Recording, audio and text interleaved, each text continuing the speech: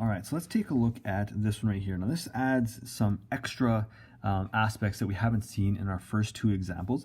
But again, the same expression to start, we're expanding and simplifying. So here's our expression. We have two binomials multiplied together with a number in front. Okay, and that kind of switches things up a little bit. And then we're adding this binomial, which is squared. Okay, and remember that when we see something squared like that, it's like a minus 2 times a minus 2. So it's exactly like that. So that's how we're gonna put that together. Now, when we see something like this, there are a couple different ways of doing that. We have three pieces right here. And just as a little bit of an example, imagine that we had three numbers. So we do 4 times 6 times 2, something like this here. Okay? If you do this here, and if you multiply things together, 4 times 6 is 24, and then we multiply that by 2 to get 48. Okay? So that would be the order if we look at it just like this here. If we multiply in a different way, let's say we do 4 times 2, which is 8, and then we multiply by 6, we're still going to get 48. Okay? Doesn't matter what order you do it in, but what you do is you multiply each thing. So you multiply two of them together and then multiply that answer by the third.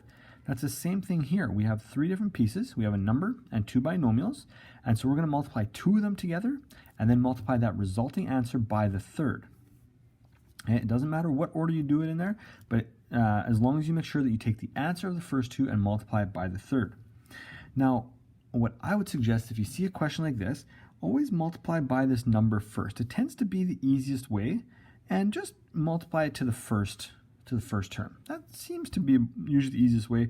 There are other ways to do it, but that's the way that I would recommend to do it. And so what we're going to get is 3a plus 6. So we did 3 times a and 3 times 2. So that's 3a plus 6. And then the last one still stays the same. We haven't changed that one at all at this point. But then we take this answer and multiply it to here. And this is going to give us 3a squared plus 12a plus 6a plus 24. Now again, I'm going through very quickly. If that is too quickly for you, you can always stop and kind of try it out using the grid method or using FOIL. But I'm going to go through very quickly just to keep my videos somewhat short. So that's how we do the first one there. So important part, make sure to multiply that 3 to the first one there, and then take that answer that we got and multiply it to the second one. Now here we have a minus 2 times a minus 2. This is going to be a squared minus 2a minus 2a plus 4. And I'm just going to put that into brackets just like that. We simplify it, a squared minus 4a plus 4. Now again, I did it really quickly, but you can go through a little slower and just kind of get an understanding of what we're doing there. Okay, so make sure that you understand how to do the basic multiplication first, and then you can move on to a little more complex. Now, this one right here, okay, we have these two expressions, okay, these two polynomials, they're both trinomials, and we need to add them together. So first things first, 3a squared and a squared, and we're adding them, so that would be 4a squared. Then we have 18a and negative 4a, and we add those together to be positive 14a.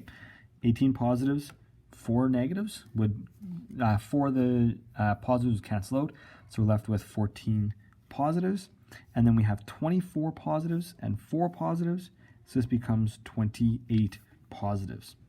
Okay? And this would then become our final answer right here. We have now simplified that down to something a little bit easier to recognize.